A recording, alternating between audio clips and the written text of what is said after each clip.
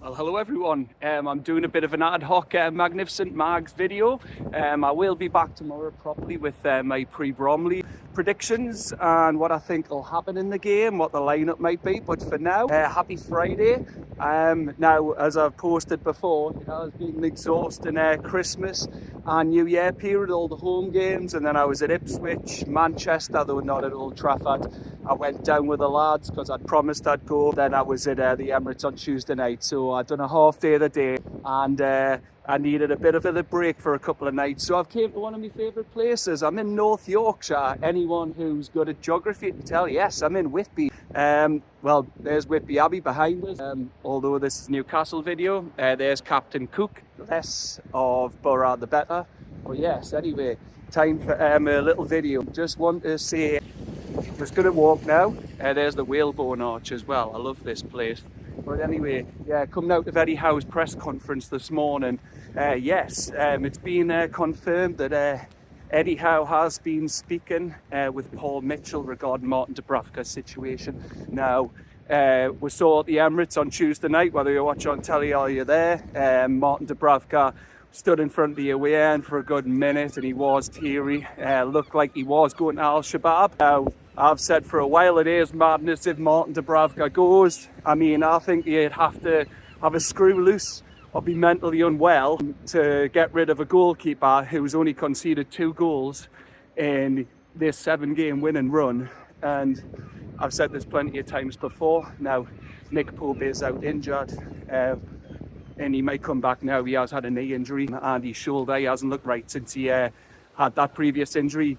Looks scared to dive on it, so I think it would be bad to let Dúbravka go and rely on Vlachodimos and a potentially injured Pope going into this busy period still. We are still chasing Champions League football. We're joined 4th, 5 points off 2nd in the final Champions League place. As it stands with the coefficients, 5th place looks good enough at the moment. So you don't really want to be losing Dúbravka going for Champions League football, and we're in a Carabao Cup semi-final with 1 foot in the final. So yeah, I think it would be madness. Now, sorry, everyone's been a bit critical of Dúbravka at times. Now, yes, there has been some games where he can look dodgy at crosses. Certainly Arsenal bombarded him Tuesday night, but he still kept a clean sheet. And he's been fantastic in this 7-game winning run. Now, I know he's only conceded 2 goals against Spurs and Brentford in the Cup. That shows he's given so much confidence to the defence. They look so much more reassured with him there. And it's with his passing as well and his distribution. He is so much better at his distribution than Nick Pope. You can tell the defence, as I said, look reassured, they look calmer. So why would he get rid of him during this run? I just think it would be madness. And as it's been reported, the deal's for next to no money. So from a PSR perspective, it makes no sense to get rid of him. I mean, how's that going to help the club in any way? Now, I know I've said before, if we get him off the wage bill, say what, 22,000 a week apparently he's on? That's rumoured, I don't know. I've just seen a post on that. So that's like, what, 1.716 million that would get off the payroll if you're going over the remaining 18 months of his contract. But yeah, at the moment, I just wouldn't feel confident going for Champions League football and being in a Carabao Cup semi-final to get rid of a keeper who's in such form and having to rely on Nick Pope. We don't know what state he'll be in with his injury. And then, again, I don't think he's going to be in these 3 games. So I don't think Nick Pope's going to be back in time, especially for Sunday. And I don't think he'll be ready either for Wolves and then Bournemouth. We've got 3 games in 7 days coming up. So you have to keep Martin Dúbravka, in my opinion.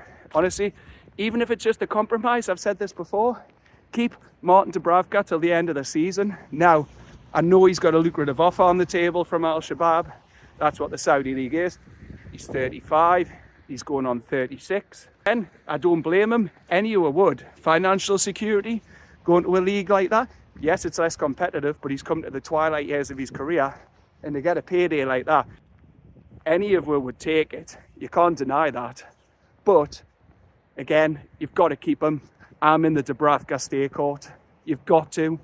Just the reassurance, again, I keep going back to that word, but the defence looks so much calmer with him there.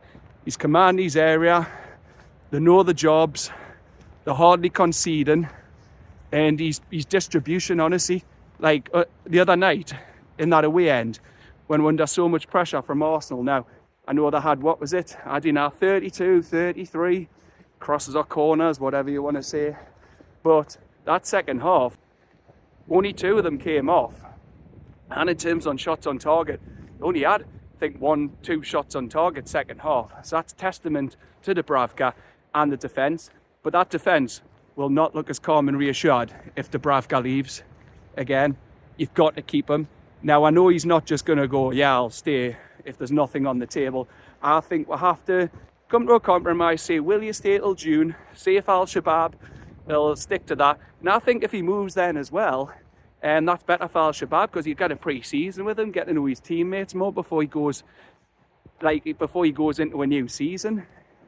We all know, like, moving January can be difficult. Gordon didn't settle with us right away, so going into a squad in the middle of the season, you'd rather have pre-season together to get to know each other. But I think the club will have to offer him something financially to keep him, just to say, look, at the moment, if you stay, you could leave here by getting this club Champions League football for the second time in 3 seasons, and you could win the League Cup and could go down in history with this squad by ending with 70-year domestic trophy drought. Because obviously, ironically, talking about that, the FA Cup third round started last night, and yes, that's the last trophy we won domestically. But I'll come into that more tomorrow morning when I do my pre-match video for that. Now, another thing I just want to say is Alexander Isak. It's great to see today that he's won the Player of the Month and he's won the Goal of the Month for his goal against Liverpool at St James's Park. So yeah, massive congratulations to him there for that. And as we were there on Tuesday night in London, he got his goal, so it's 14 goals in 15 games for him. But he's a man in red hot form right now. And I just want to say a final word on this. Alexander Isak is going absolutely nowhere this month. Now, caveat to that, I do know we need European football, ideally Champions League. I've said this before. If it's Conference League, he'll probably go. If it's no Europe, he's definitely gone. If it's Europa League, possibility could still go, possibility could stay. If it's Champions League, he's going absolutely nowhere. So, well, we've asked the squad to step up and perform, which they have with 7 consecutive wins. Again, we still need to match a player's ambition to keep these top players, because there are going to be clubs sniffing. It's been talked about today that someone claimed that we would take 115 million for him. We wouldn't. He's at least 150 million. And I don't think, I commented this just earlier before I came out here, I don't think anyone can afford that. Now, look at it this way. Liverpool probably can't afford him at the moment. Now, obviously, he would go to Liverpool, biggest clubs in the country. Obviously, we don't want to lose him to another domestic rival. Manchester City, they've got Erling Haaland. I think they're going for another striker target. Can't remember who that is, so I'm not going to try and guess. Real Madrid, they've invested too much in Kylian Mbappe. Barcelona is skint. All they could offer is cans of Estrella. And I don't know how much £150 million worth would be in cans. PSG, poor club, crap league. Why would he go there? So again, that leaves Arsenal now. I know Arsenal are bigger than us, of course they are, in terms of trophies, but to me, that would not be a massive step up for them. I think Arsenal are just one step above where, but they're not a massive step above where. There's a Real Madrid or someone off, so I don't think he'd go to Arsenal. So yeah, again, Arsenal can sod off with sniffing around Alexander Isak. Again, a lot of it, we talked to some Arsenal fans on Tuesday night at the Emirates.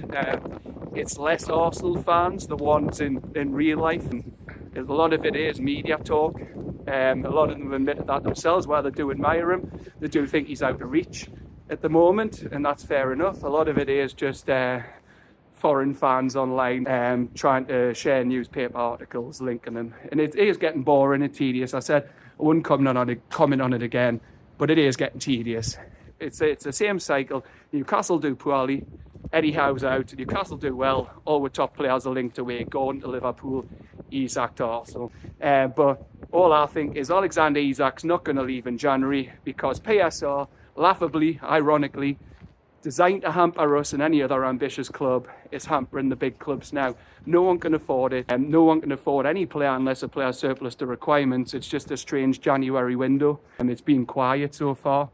So yeah, I don't think Isak's going anywhere, but we do need Europe, especially I'd say Champions League, to keep him. I'm not stupid. I know we need that to keep him, but at the moment, when he's in a cup semi-final and we're joint fourth in the league, he's not going anywhere. So yeah, anyone seen any stories can forget about Alexander Isak leaving this month. I've just got to get back over the road to my car, get a couple of things out in the hotel, and I'm going to go out and have a pint. Well, a pint or two and some food. Just need a little breakaway because it has been a very busy Christmas and New Year period, so I'll just get over safely onto the path. But yeah, anyway, thank you for watching. I just wanted to insert my penneth into world of X and social media because I've seen a lot over the last few days, so I just needed to just say a little bit more on that. And again, one thing to round off Arteta's excuse for the ball the other night. The funny thing is, the FA Cup this weekend, it's yet another ball, so I hope he cries more.